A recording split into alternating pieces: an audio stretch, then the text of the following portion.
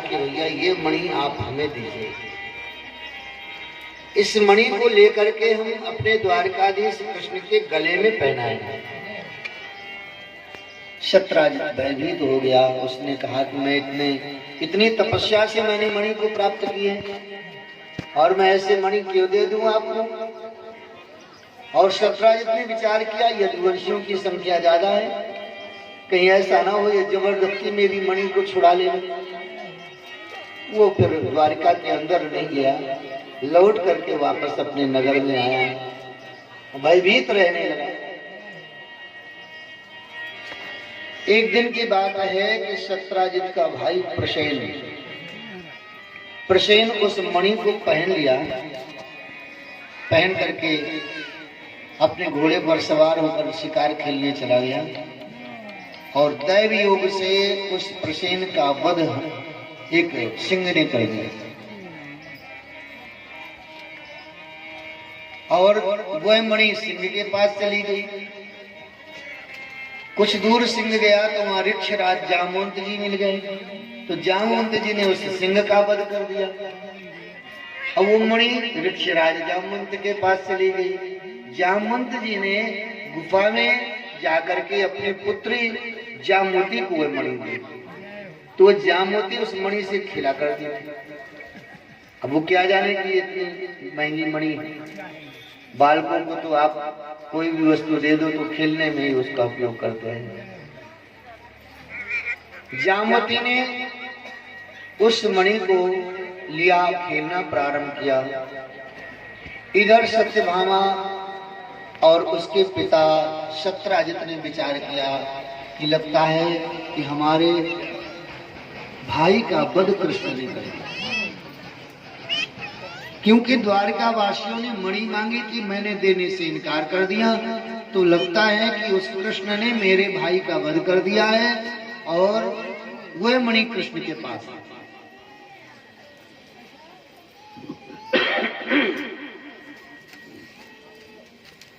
झूठा कलंक लग गया श्याम सुंदर कृष्ण को।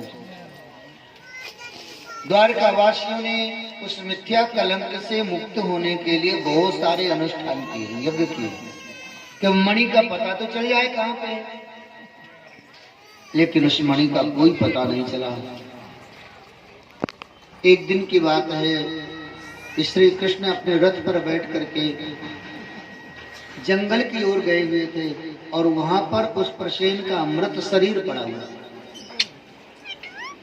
पहचान गए ये तो शतराजित का भाई है प्रसेन। खोजा, मणि देखा, मणि नहीं मिली वहां। जब मणि नहीं मिली तो देखा कि वहां से सिंह के पैर के निशान कुछ बने। उन पैरों के इशारे से आगे चले तो देखा कि सिंह का भी शव पड़ा हुआ है, मणि उसके पास भी नहीं।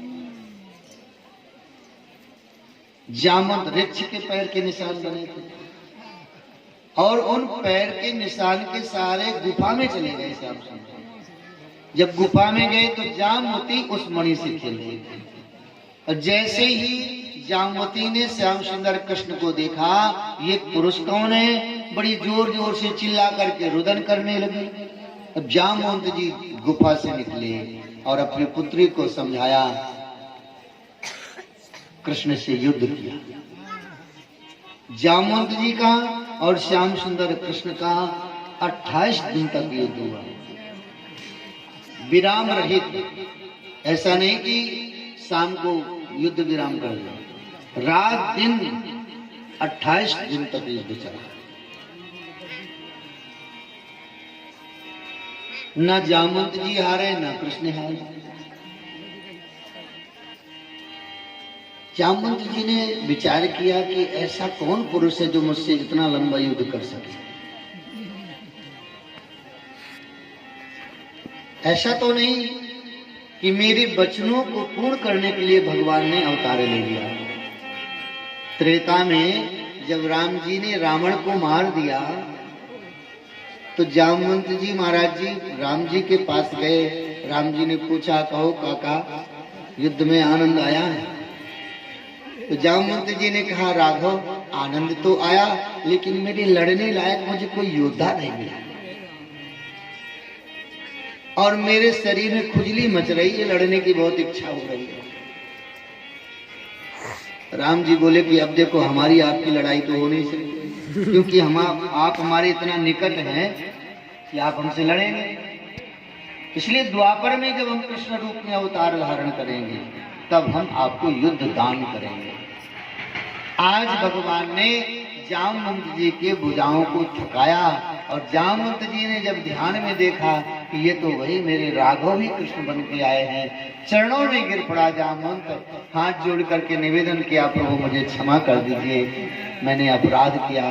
कभी स्वामी से सेवक लड़ सकता है, लेकिन प्रभु हमें अवसर ही नहीं दिया ये बात समझने के लिए आपने। भगवान बोले आपका ऋण मेरे ऊपर बना रहता है, इसलिए मैंने आपको युद्ध का दान किया है। तब जामवंत जी अपनी पुत्री जामवती का विवाह कृष्ण के साथ कर दिया। बोले प्रभु आप जैसा वर और कहाँ मिलेगा, मेरी पुत्री योग्य है और आपके साथ विवाह करके मैं भी ऋण मुक्त हो जाऊं। कन्या दान किया जामवंत ने और जामवंती का विवाह कृष्ण के साथ किया। बहुत सारा दहेज दिया, मणि भी दी। जामवती को लेकर के श्याम सुंदर कृष्ण द्वारिका गए। द्वारिका वासियों के सामने उस जामवती ने स्वयं बताया कि ये मणि कहाँ है। मानो एक प्रमाण पत्र बना करके जामवंत जी ने दिया। जैसे मणि आपको दे दूंगा तो आपको लोग जानेंगे नहीं, कहेंगे झूठे ये बना करके बात कर रहे हैं।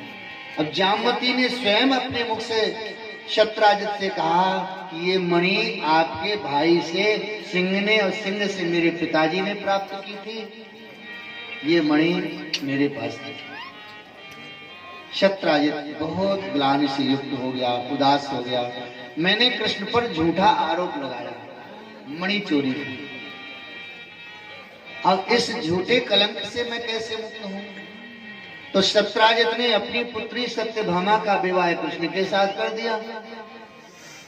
रिश्तेदारी हो जाएगी तो फिर मन में ये भेद नहीं रहेगा, दुख नहीं रहेगा कि हमें मणि चोरी का आरोप लगाया था। और वह मणि कृष्ण को दे दी कि हे श्याम सुंदर इसे आप ही रखिए। कन्हैया बोले नहीं है मणि हम नहीं रखते, इस पर तुम्हारी बड़ी ममता है, हम ऐसी वस्तु अपने पास नहीं रखते, ये मणि अपने पास रखो, लेकिन इस शर्त पर आपको मणि रखनी पड़ेगी कि मणि की पूजा आप 4 घंटे बराबर डेली करोगे। जो करते हो वो 4 घंटे पूजा तो करोगे ही, लेकिन इससे जो सोना निकलेगा डेली वह सोना आप द्वारिका भेजेंगे। जैसे किसी को दंड दिया जाए कि 4 घंटे तुम परिश्रम करोगे और उस परिश्रम का जो फल मिलेगा वो हमारे पास रहेगा। मेहनत तुम करो, फल हम लेंगे। ऐसे श्याम सुंदर ने मानो उसको दंड दिया कि 4 घंटे तक पूजा करते हो, 4 घंटे पूजा करोगे, लेकिन इस मणि से जो सोना निकलेगा 80 किलो वह हमारी द्वारिका में भेज देगा।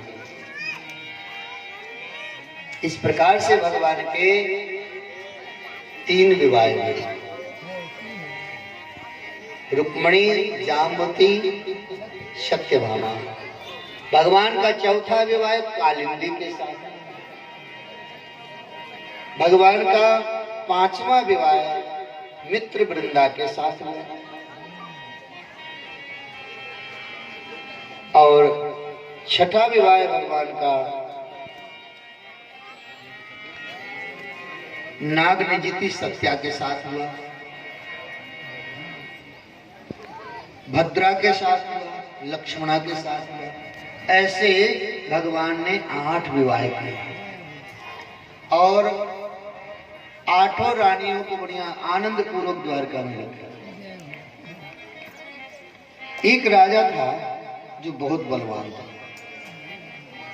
जिसका नाम था भौमासुर, और उस भौमासुर को भगवान ने वध किया और उसके यहाँ 16,100 कन्याएं कारागार में थी। वहां से 16,100 कन्याओं को लेकर के भगवान आए द्वारिका में और वहां विवाह किया। भगवान के कितने विवाह हो गए? 16,108। देखिए ये तो हमारी बाहर की, अब लोग कहें कि इतने ब्याह कैसे हुए, ये भी तो है। देखो हमारे शरीर में 16,108 नाड़ियां हैं, है ना, नसें हैं, और इन नसों का सीधा संबंध हृदय से, ठीक है ना। यानी जो नसें हैं वो सब हृदय से संबंधित है। ऐसे ही हमारी समस्त नाड़ियों को परमात्मा श्री हरि नारायण को अर्पण कर देना है, उनको ब्याह देना है कि हमारी जितनी भी शरीर की क्रियाएं हैं, हे केशव, सब आपके लिए है। पत्नी का प्रत्येक कार्य पति की प्रसन्नता के लिए ही तो होता है। ऐसे हमारे शरीर का प्रत्येक कार्य केवल कृष्ण प्रसन्नता के लिए। ये 16,108 विवाह मतलब श्याम सुंदर के साथ उनको अर्पण है, उनको समर्पित है, ऐसी भावना होनी चाहिए। भगवान के प्रत्येक रानी के गर्भ से 10-10 पुत्र हुए और उन 10 पुत्रों के 10-10 पुत्र हुए।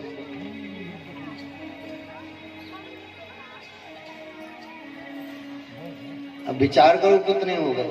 16,108 का 10 में गुणा करो, फिर उसका फिर 10 में गुणा करो, और फिर उनके नाती पोते और उनके भी और आगे हुए होंगे।